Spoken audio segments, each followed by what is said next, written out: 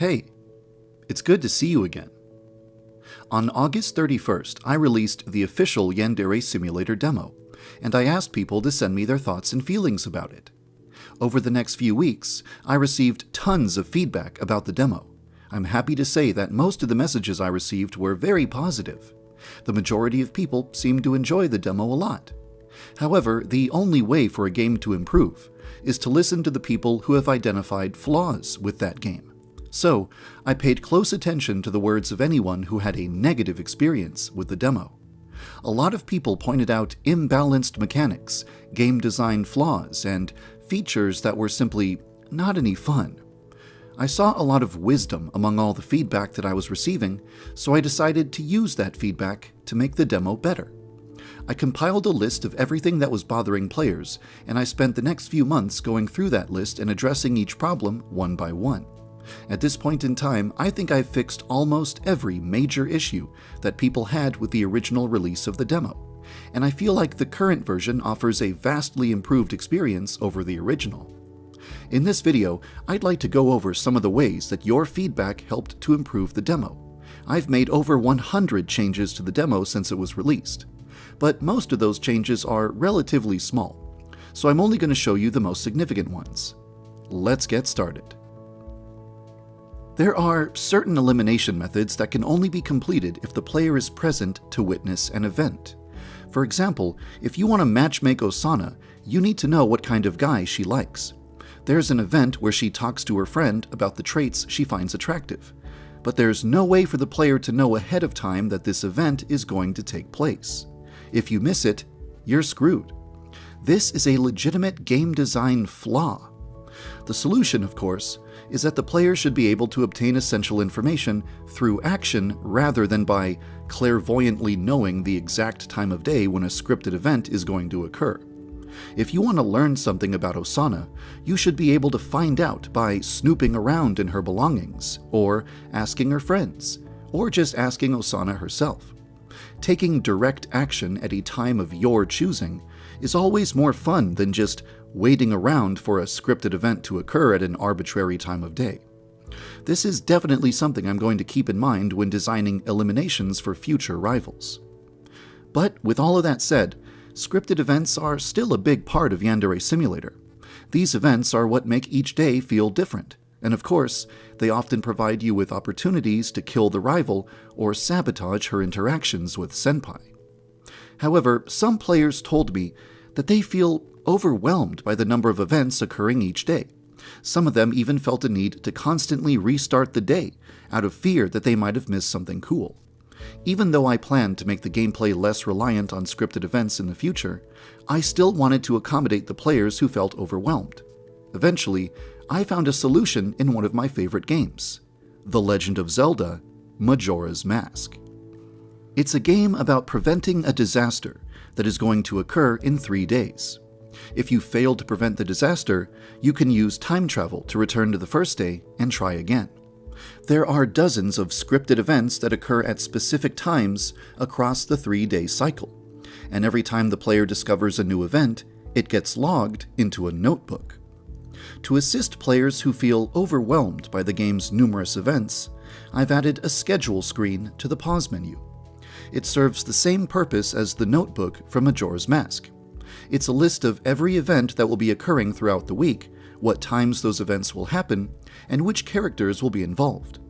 In Majora's Mask, the notebook starts out empty and gradually fills out as the player discovers new events. Filling the entire notebook requires a lot of time travel. But in Yandere Sim, traveling through time is not an option, so the schedule screen is already full when the game begins. You might think it's kinda weird that Yandere-chan has a magical app on her cell phone that tells her what's going to happen in the future. But that's not really how you should look at it. Think of the schedule screen the same way you think of the settings menu or the saving and loading menus. It's a screen that exists for the convenience of the player, rather than something that exists as an aspect of the game's story. After releasing the demo, I watched many people play the game, and I noticed a pattern. People who were playing Yandere Sim for the first time, or returning to Yandere Sim after several years, often expressed that they had no idea what to do. they said that the game wasn't providing them with enough direction. Yandere Simulator is supposed to be a sandbox-style game. That means it's a game where you are given the freedom to roam around as you please and make your own decisions about when, where, and how you'd like to accomplish your goals. I've never wanted to make the player feel like there is only one thing that they are supposed to be doing at any given time, or only one right way to play the game. However, dropping the player into a giant sandbox and not telling them how to do things doesn't make them feel free, it just makes them feel confused. It's a balancing act.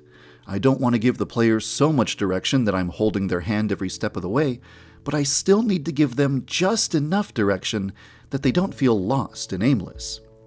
I came up with an idea that I hope is a nice compromise. Whenever an event is occurring somewhere at school that can facilitate an elimination method, a text message from InfoChan will appear in the corner of the screen. Opening this text message will bring the player to the schedule menu, where they can read a short paragraph explaining how this event can lead to their rival being eliminated.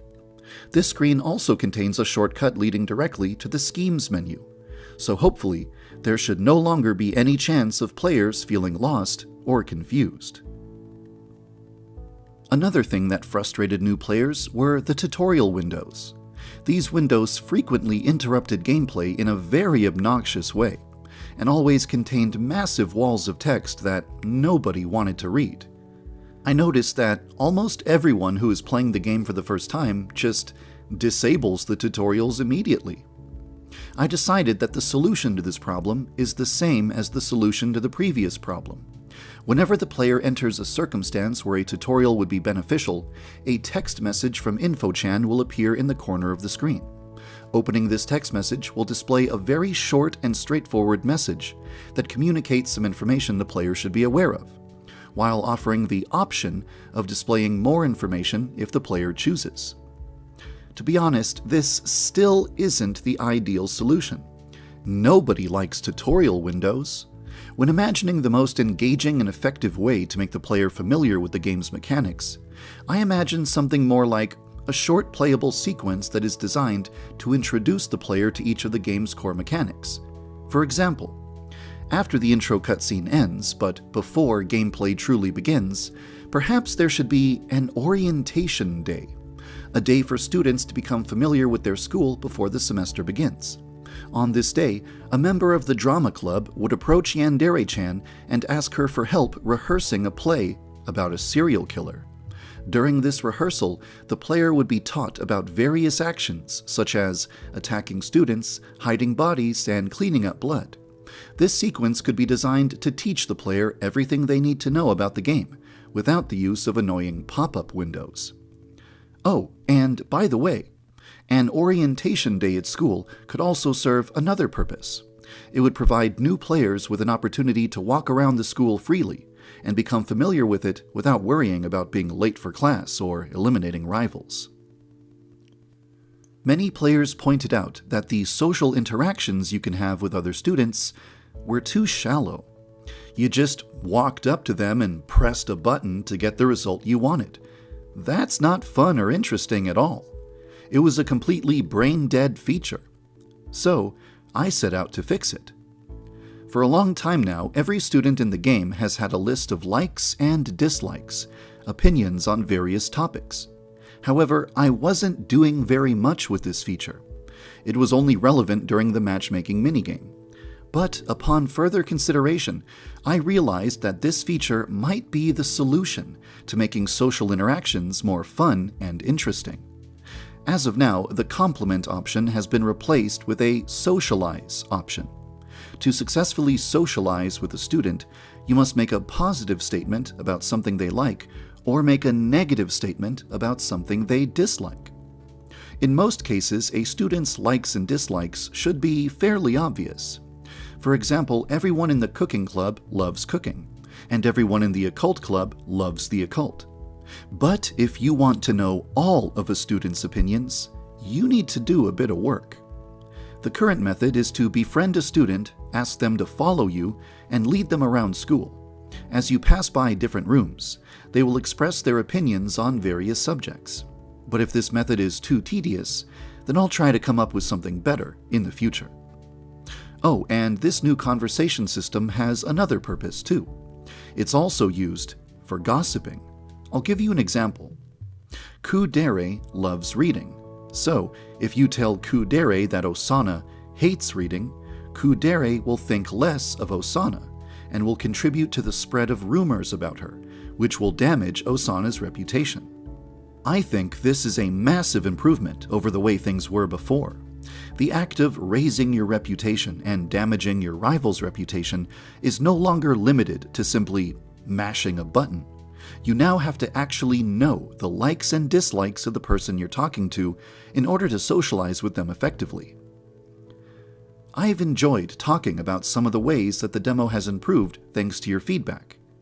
But there are still a lot of other things that I'd like to say about the demo. I'd like to talk about some observations I made while watching players, some changes I'd like to make to the game in the future, and a couple of new features that were added recently.